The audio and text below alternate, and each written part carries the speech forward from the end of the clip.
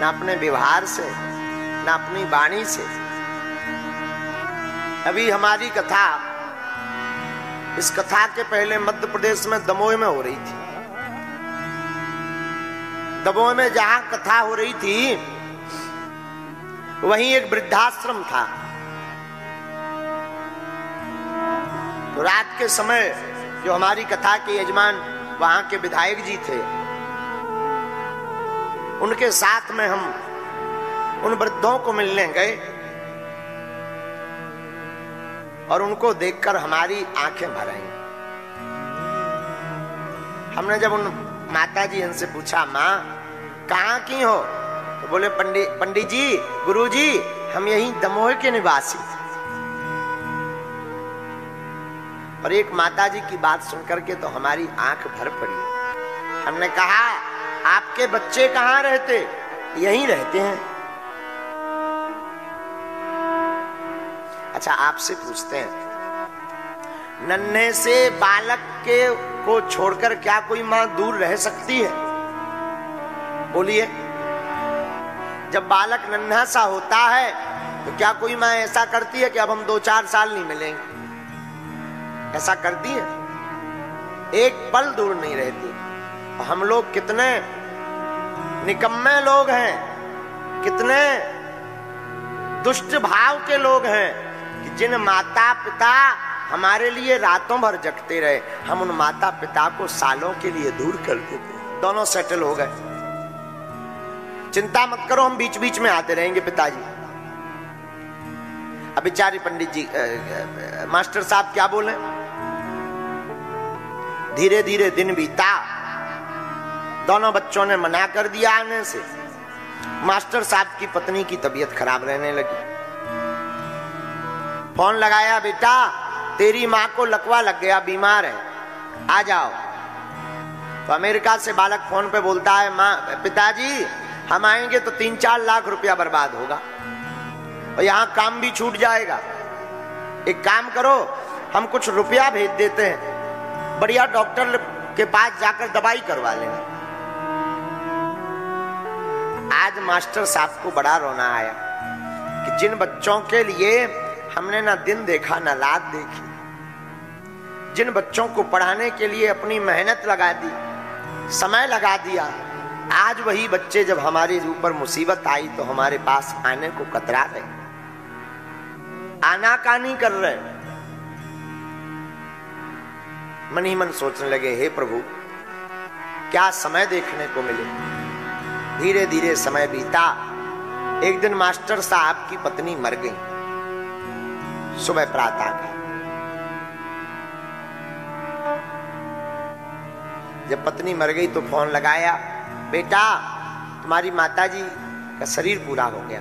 उन बच्चों ने जो जवाब दिया सुनकर हृदय दहल जाएगा आपका। बच्चे बोले, पिताजी हम आएंगे तो 10-15 दिन लग जाएगा। एक काम करो, अब माताजी तो शरीर हो ही गया पूरा, हम मुंडन यहीं करवा लेते हैं, आपको कुछ रुपया भेज देते हैं, आप बढ़िया क्रियाक्रम कर दीजिएगा। मास्टर साहब के हाथ से मोबाइल छूट गया कि क्या काम की ऐसी पढ़ाई, क्या काम का ऐसा रुपया जो अंत समय अपनी मां का भी मुंह ना देखे। और उस दिन के बाद उन्होंने अपने बच्चों से नाता तोड़ दिया। और जब मास्टर साहब का शरीर पूरा हुआ तो 10-12 दिन बाद गांव वालों को पता लगा कि मर गए हैं बहुत पहले। शरीर का शव जब दुर्गंध देने लगा तब गांव वालों ने किवाड़ फाड़ कर खोला तो मास्टर साहब के प्राण चले गए थे। और आप सुनकर चौंक जाएंगे। फिर बच्चों को फोन लगाया तो आज के ये धूर्त कुछ बच्चे पढ़ाई के नाम पर, प्रोग्रेस के नाम पर, लाइफ मैनेजमेंट के नाम पर कहते हैं, अब देखो चाचा जी, अब पिताजी तो चले ही गए, अब हमारा बचा कौन है वहां, किसके लिए हम आवे? एक काम करो, आप क्रियाक्रम कर देना, हम रुपया भेज दें। बताओ, हम बुराई नहीं कर रहे हैं, प्रोग्रेस होनी चाहिए, लाइफ सेटल होनी चाहिए, खूब उड़ान बच्चों को भरनी चाहिए, पर कभी लौटकर अपनी डाल पर जरूर आना चाहिए, कभी लौटकर जरूर आना चाहिए। कितनी भी उपलब्धियां पाओ, लौटकर जरूर आओ। एक वृद्धाश्रम का वाकया मैं भूलता नहीं। बहुत पहले हम एक वृद्धाश्रम में और गए, हमारी आदत है चले ही जाते। वहां पर कुछ केला बेला बिस्किट लेकर गए तो पूरे वृद्ध माता पिता आ गए, गुरु जी आए, पंडित जी आए हैं, पंडित जी आए हैं, तो सब हमारे नजदीक आ गए। कोई आशीर्वाद देने लगा, कोई केला खाने लगा, कोई बिस्कुट लेने लगा। लेकिन हमारी नजर खिड़की पे गई। एक वृद्ध दादाजी, एक माताजी खड़ी थी खिड़की पर। हमें 1 घंटा हो गया आए, 1 घंटे से ज्यादा। हमने वहां और जो माताजी वृद्ध थी उनसे कहा कि सब लोग तो हमारे नजदीक आ रहे हैं, लेकिन ये दादा दादी जी ठीक हैं, इनकी तबीयत तो ठीक है, खिड़की पर खड़े खड़े क्या कर रहे हैं तब से? आप सुनकर के चौंक जाएंगे।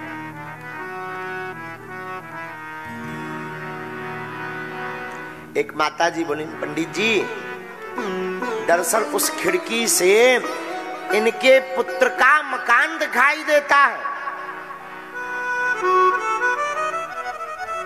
और ये अपने पोतों से इतना प्रेम करते हैं, इतना प्रेम करते हैं कि जब वो स्कूल जाता है तो उसको देखने के लिए और स्कूल से वापस आते समय देखने के लिए दिन भर खिड़की पर खड़े रहते हैं।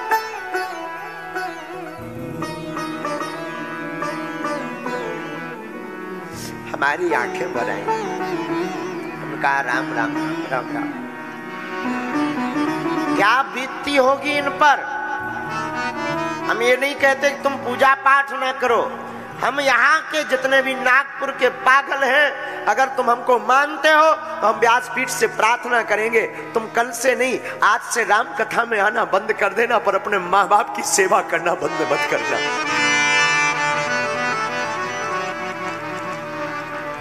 आज से ही राम कथा में आना बंद कर देना। माता पिता इस धरती के भगवान है। माता पिता गुरु यही त्रिदेव है। कभी माँ की ममता से पूछना जिसने तुम्हारे लिए रातों भर रातें खोई हो, 9 महीना कोख में पाला हो। उस माँ से पूछना जो तुम्हारी उन्नति के लिए दिन रात ईश्वर से कामना करती है। उस माँ से पूछना जो तुम्हारे भले के लिए कितने देवताओं को नहीं मनाती। कभी उस माँ के पास जाना, उस माँ के लिए अनुभव करना। तुम बीमार पड़ जाओ तो माँ बीमार पड़ जाती थी, बीमार तुम पड़े भोजन करना माँ बंद कर देती। कभी उस माँ से पूछना जो तुम्हारी बीमारी में लाखों देवताओं को एक साथ मना लेती है कि हे हनुमान जी, हे शंकर जी, हमारी बेटी हमारा बेटा ठीक हो जाए। संसार में एक माँ ऐसी होती है और कोई नाता नहीं दूजा होता है। हम बिल्कुल दावे के साथ कहते हैं एक माँ का नाता ऐसा होता है, बेटी या बेटा बीमार होने पर जो ईश्वर से प्रार्थना करती है कि हमारी चाहे तबीयत खराब हो जाए पर हमारी बिटिया बेटा ठीक हो जाए।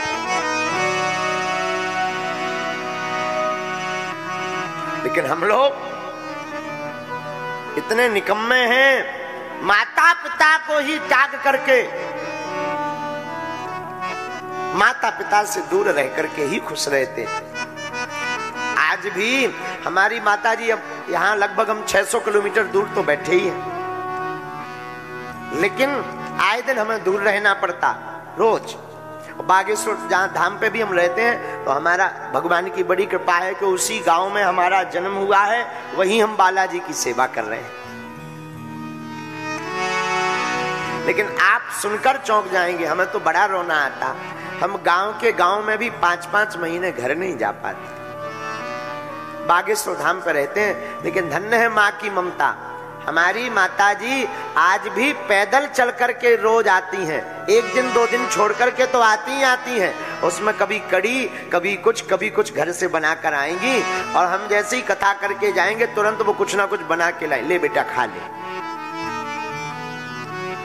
और एक बड़े राज की बात, कथा करके जावे और अद्भुत बात है, हम दुनिया को बागेश्वर बालाजी के नाम से नजर उतारते हैं। हमारी माताजी जब भी हम कथा करके जावे, सोई नमक मिर्चा और वो आटा का वो भूसी मिला करके आकर के एकदम उतारा कर जाती।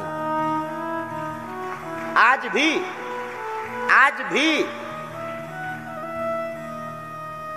ये माँ की ममता, कोसों दूर रहे और माँ को हमेशा चिंता रहती, लाला भोजन किया, समय पे खाना, समय पे सोना, ज्यादा मत बोलना, गला पक जाएगा, गला बैठ जाएगा।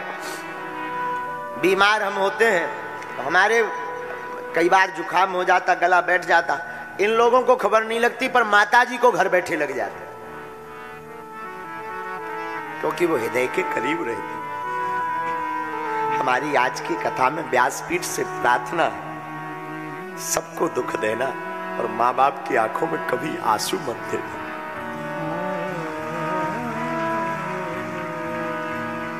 माँ ममता की मूर्ति है, माँ इस संसार की करुणा है, इसलिए हमारी प्रार्थना है, माँ का कभी दिल मत दुखा, कभी दिल मत दुखा, कभी दिल मत दुखा।